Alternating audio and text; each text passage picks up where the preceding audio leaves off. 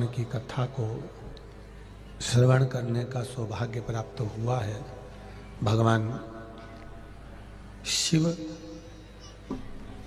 जो संपूर्ण विश्व का कल्याण करने वाले हैं, संपूर्ण जगत का उद्धार करने वाले हैं, ऐसे देवाधिदेव महादेव की पावन कथा भगवान शिव की ही कृपा से प्राप्त हुई है।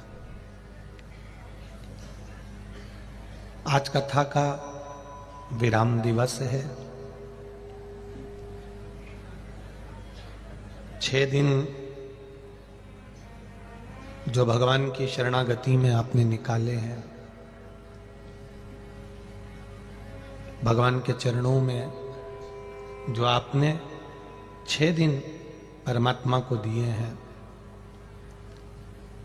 और एक आज का दिन भी आप भगवान को समर्पित कर रहे हैं, ये खाली नहीं जाने वाले। इसका सुख, इसका आनंद, इसका रसतत्व हमें अवश्य प्राप्त होगा। जैसे एक बेलपत्र जैसे भगवान शिव को समर्पित करते हैं तो बेलपत्र का सुख हमको मिलता है। जल समर्पित करते हैं तो जल का सुख हमको प्राप्त होता है। आवाज पकड़ रहा है।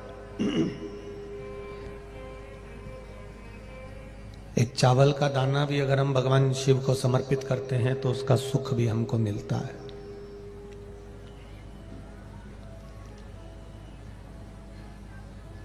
केवल परमात्मा की चौखट पर पहुंच भी गए तो उसका एक लाभ अपने जीवन में अवश्य मिलता है।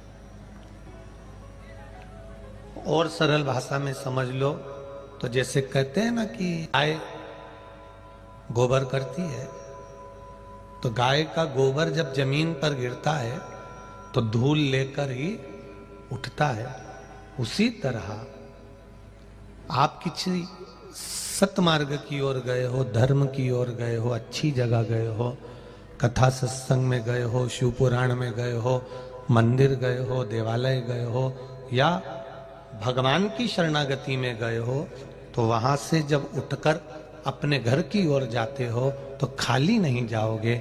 जैसे धूल लेकर गोबर भी उठता है, उसी तरह हम भी परमात्मा की कृपा लेकर ही उठते हैं। तेरी कृपा बिना न हिले एक भी अणु, लेते श्वास तेरी कृपा से तनु तनु। बखान क्या करूं मैं राखों के ढेर का, चपटी भभूत में खजाना कुबेर का। आप उसकी शरणागति में गए हो तो कुछ ना कुछ वो देकर ही भेजेगा, खाली नहीं भेज सकता। लाखों लाखों की संख्या में आप लोग यहां आए हो। ठंड भी कड़कड़ाती हुई पड़ रही है। रात भर इसी पंडाल में सो जाना, फिर उठ जाना, ठंडे पानी से स्नान कर लेना, फिर कीर्तन रात भर कर लेना।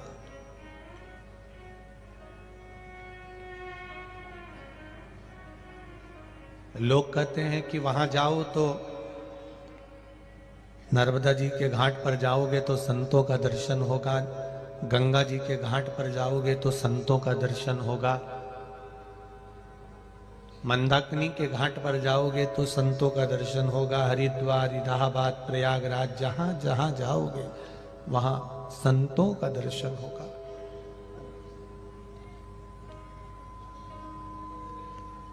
पर कहीं नहीं जा सको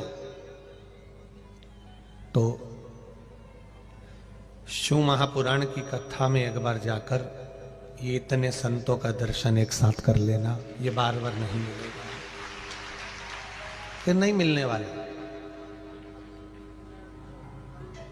जो वंचित रह गया वो रह गया।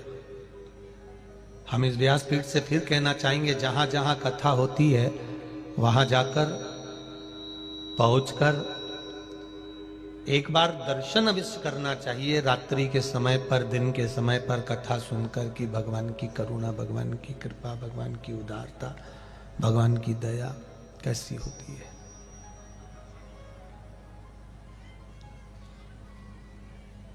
और धन्य है मेरी माताएं जो रात्रि में रुकने के लिए आती हैं, या भाई लोग कथा सुनने के लिए आते हैं, साथ में ढोलक और मंजीरे और झांझ भी लेकर आते हैं। धन्य है आप। प्रणाम। क्या चला रहे बाबा? धन्य है आप। आपकी श्रद्धा, आपका विश्वास, आपका भरोसा, आपकी दृढ़ता धन्य है।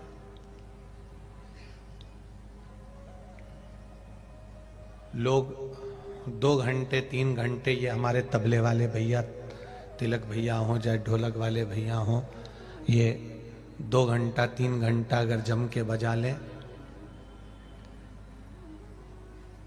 खूब जोर शोर से, सुंदरकांड होता है या रामायण होती है या कोई क्रम होता है, उसमें अगर कोई जम के ढोलक वगैरह बजा ले तो उसको दूसरे दिन ग्लूकोज की बोतल चढ़वाना पड़ जाए है?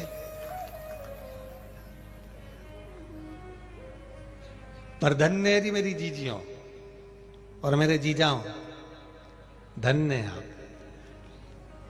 कथा विराम होती है शाम को, जैसे कथा विराम हो गई, 2-1 घंटे आप लोग मेला ठेला घूमे, भोजन वोजन करा, रात्रि को 9 बजे से जो बैठे तो सुबह की 6 कब बज गई तुम्हें मालूम ही नहीं पड़ता। लगे भजन, लगे भजन।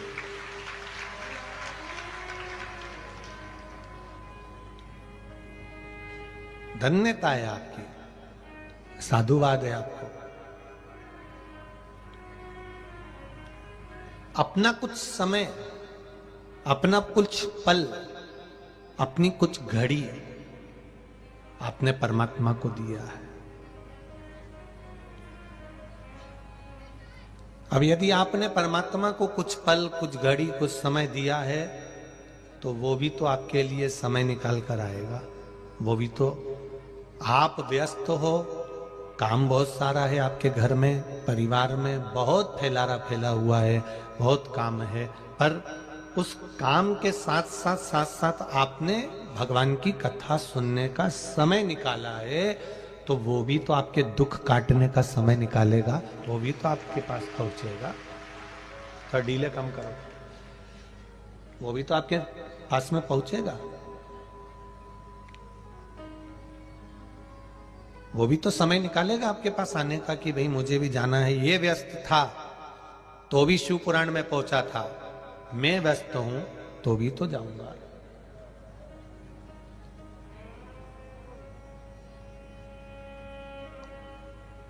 ये तेरी कृपा, तेरी उदारता, तेरी करुणा, तेरी वात्सल्यता, ये तेरे चरणों का सुख है जो हमको मिल रहा है।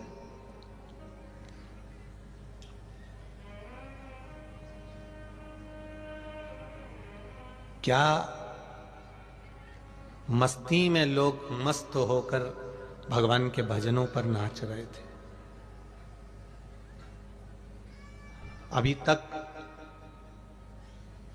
सबने देखा होगा कि शादी में डीजे बजता है तो डीजे पे नाचते हैं, ढोल बजता है तो ढोल पर नाचते हैं।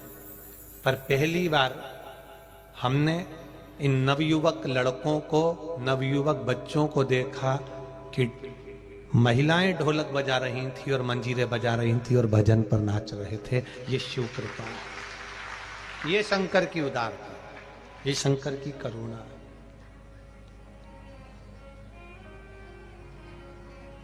उसके सहारे पर पड़े हुए हो।